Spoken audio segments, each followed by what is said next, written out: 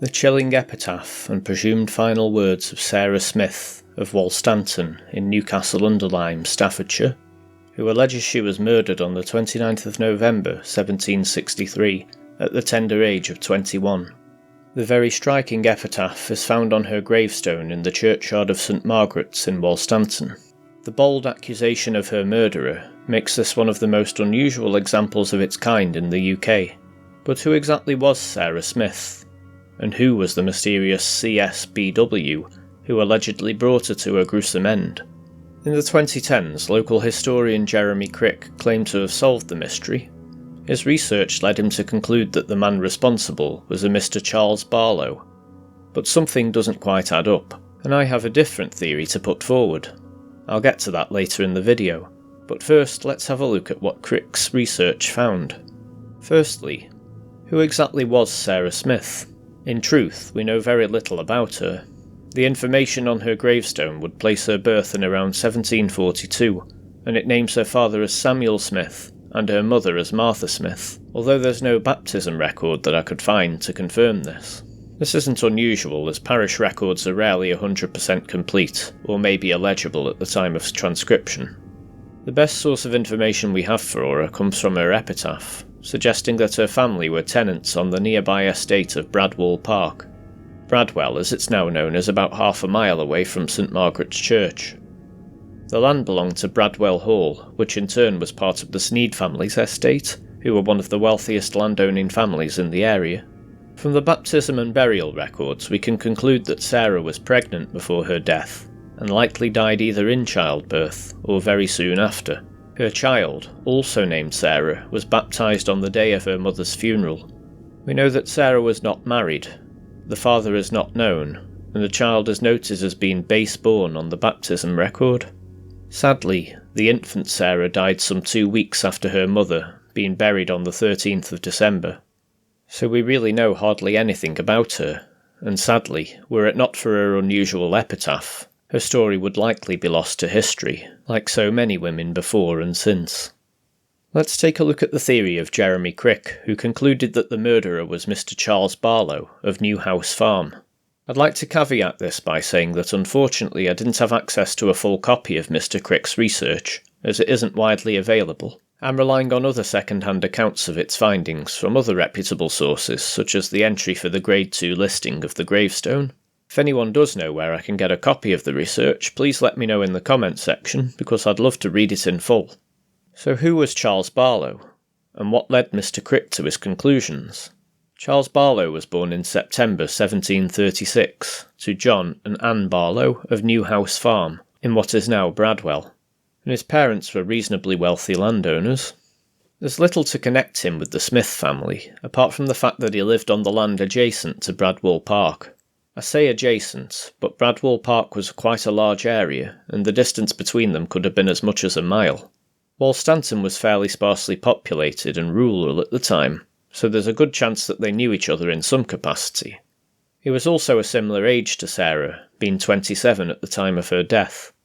Crick's research suggested that Sarah's social status was probably beneath that of Charles Barlow, and the relationship was likely that she was a servant of some sort on the estate. The main theory around how Charles and Sarah related is him plausibly being the father of her illegitimate child. This is based on their close proximity, the possibility of their social, or otherwise, interaction, their age similarity, and perhaps most damningly, the fact that the initials of Charles Barlow fit those in the epitaph perfectly, with him apparently being the only possible candidate in the whole parish.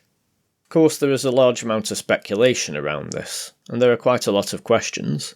Why would the church allow this epitaph if it made such an open accusation against a member of the parish, presumably a member of the church's congregation? It seems like a very odd request to grant.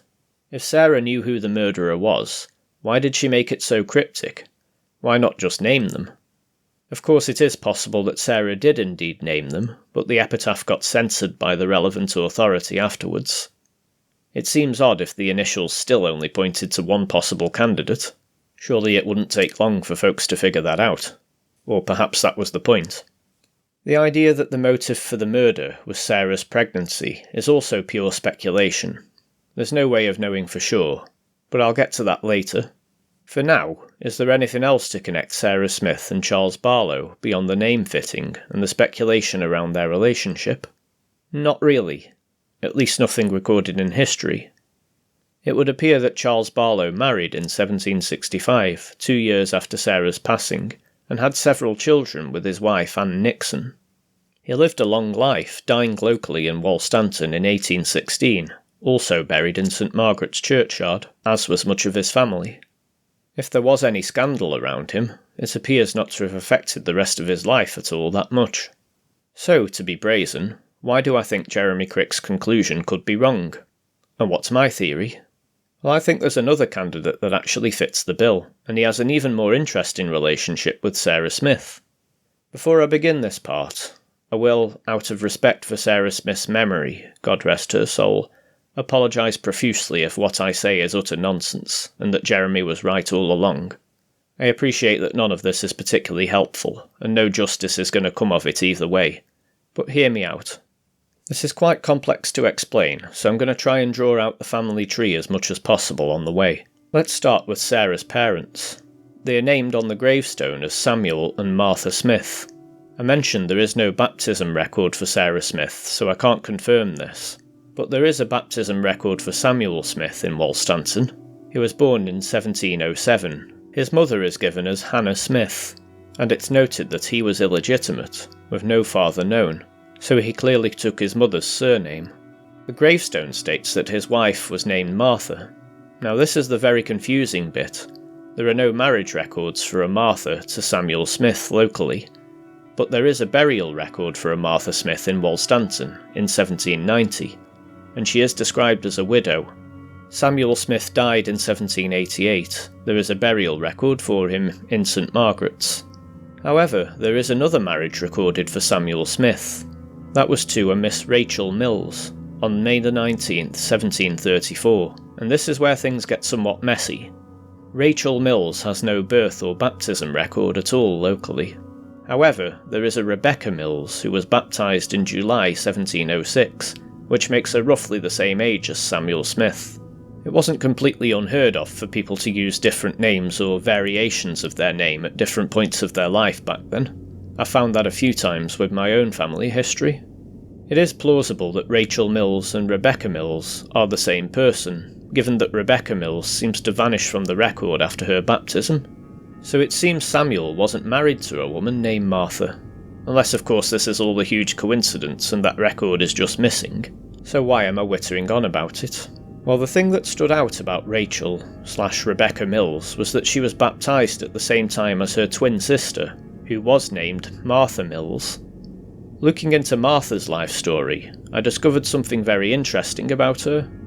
She was married in early 1736 to a Mr. Charles Bradshaw, CS, BW.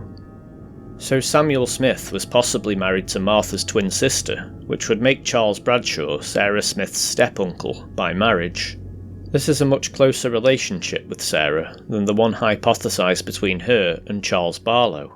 So what, apart from the fact that they were seemingly related, based on some sketchy evidence, and that the initials still fit, leads me to think that he could have been the culprit? Well, nothing concrete, to be truthful. Sarah's gravestone clearly states that she was the daughter of Samuel and Martha, and it gives Martha's surname as Smith, although, as we've seen, there appears to be no record of this marriage taking place. Pure speculation here, but did Rachel, or Rebecca, and her twin switch places at some point? And how did Samuel Smith marry a Rachel Mills in 1734, but have a daughter with Martha in 1742? Did Charles Bradshaw find out about this switch later on in life and take it out on his niece? Yes, it sounds incredibly far-fetched, I completely agree. This may be a complete coincidence, but it appears that Charles Bradshaw wasn't actually local to Wolstanton, although it isn't actually implied that he came from a different parish on the marriage record, which is a fact that is usually recorded. Based purely on the names and timelines, it seemed that he and Martha lived in Norton-on-the-Moors, which is a fair distance from Wolstanton in 18th century terms, and they had several children together. Of course, I suppose it is vaguely plausible that it was actually Rachel/Rebecca who left to live with Charles Bradshaw and not Martha. Or, of course, we just don't have a full set of legible parish records to work with, and that does seem far more likely, I admit. Whatever the identity of CSBW, there are more questions raised by the circumstances around Sarah's death and her epitaph. Firstly, Sarah's pregnancy at the end of her life. How does that fit in? We know Sarah wasn't married, but the idea that the pregnancy was the cause of her murder is really pure speculation. We also only have the accusation on the epitaph to suggest that her death was caused by murder at all. It seems to be a huge coincidence that she likely died the day that her child was born. Death in childbirth was not uncommon in the 18th century. Was there some other animosity between Sarah and the mysterious CSBW that led her to believe he poisoned her? If the motive was to hide some sort of scandal, why wait until the child was born? Why not carry out the murder earlier and potentially hide the pregnancy altogether? That's what doesn't make sense to me. Next, we are assuming that the epitaph was based on an actual note written by Sarah herself. How did she have time to compose such a poetic piece of prose to dramatically reveal her murder? It would imply that she believed this CSBW was out to get her, and she must have preempted it in some way. It doesn't strike me as something that was penned hastily after the poison had been consumed and she was on her deathbed. When was it written? Was it written at all, or just dictated to somebody? Was it written second-hand based on something that she'd said in life? If Mr. Crick is right in stating that Sarah was possibly a servant, would she be literate at all? It seems unlikely that a servant girl in a rural community in the 18th century would have learned to read and write, let alone compose such an elegant poem.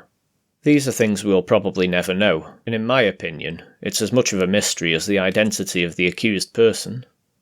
All we know for certain is that Sarah Smith lived a tragically short life that ended far too soon, as did the life of her newborn child. Maybe we'll never conclusively find out who CSBW actually was, or what the consequences were of her accusation, but we can only hope that she and her family found some peace in knowing that she tried to ensure that justice was done. Sadly, it will probably remain unresolved. What are your theories about this mysterious murder case? Have you heard any other stories or rumours around it? Do you have any other similar stories where you're from? I'd love to hear about it in the comments. If you're enjoying the channel, please don't forget to like, share and subscribe so that more people can discover it. Thank you once again for investigating this curiosity of Staffordshire with me today, and I'll see you again very soon.